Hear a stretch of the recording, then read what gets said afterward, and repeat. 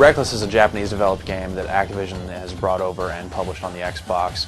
In a lot of ways, it's nearly identical to the Runabout series, which started as Felony 1179 here in the US and then became Runabout 2 and Super Runabout for the Dreamcast. Basically, it's a mission-based driving game, real kind of action-packed sort of stuff, where you have an objective to complete, you have a certain time limit, and basically you just get there any which way you can.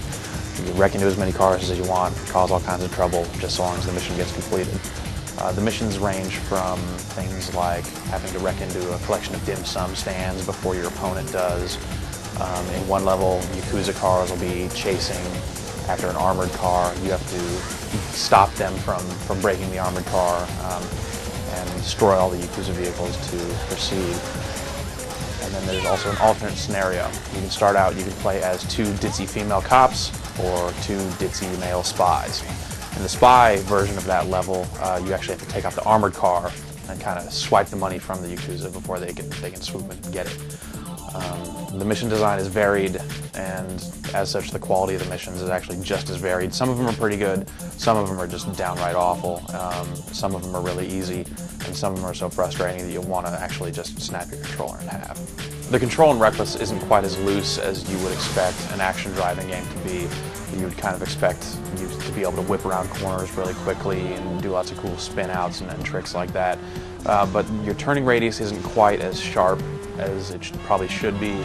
And you know, you spin out at just like the lightest collision. You graze a wall, you spin around and roll the car. That's kind of annoying, but that's something that you get used to over time. What you don't really get used to over time is that some of these levels just have spots where you get stuck. You get high-centered and you can't get any traction, it doesn't reset your vehicle, and you're basically sitting there watching time run out. Got it.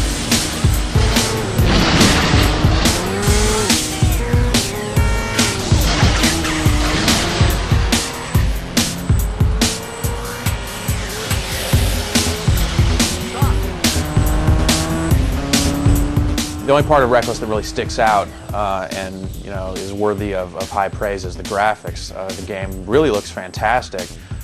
The cars all look sharp. You can see the people in them. You see one of the spies kind of with his arm up on the side of the dune buggy. The other guy's steering, and all the cars look really good. They deform really well. So as you crash them, they get all banged up. Stuff flies off as you're driving up on sidewalks.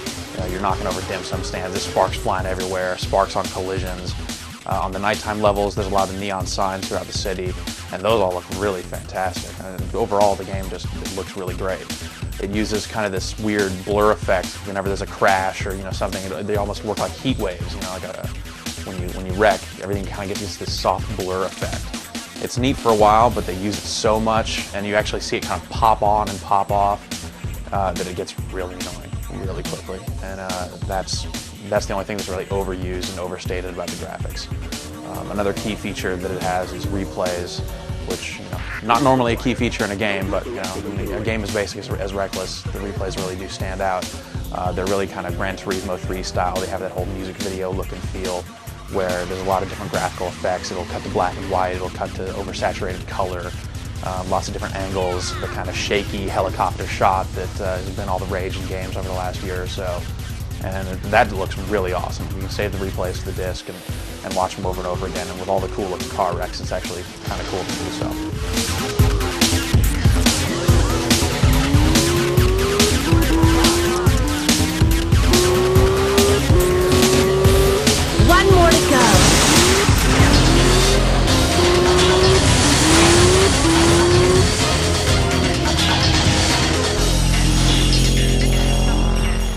In the end, Wreckless is really a game you would want to rent. It's kind of cool, it gets old really quickly, the mission design is really unfortunate, and the bug of getting high centered is also really, really unfortunate. It makes a good graphical showpiece for the Xbox, but beyond that, you're not going to really want to play it for any serious length of time.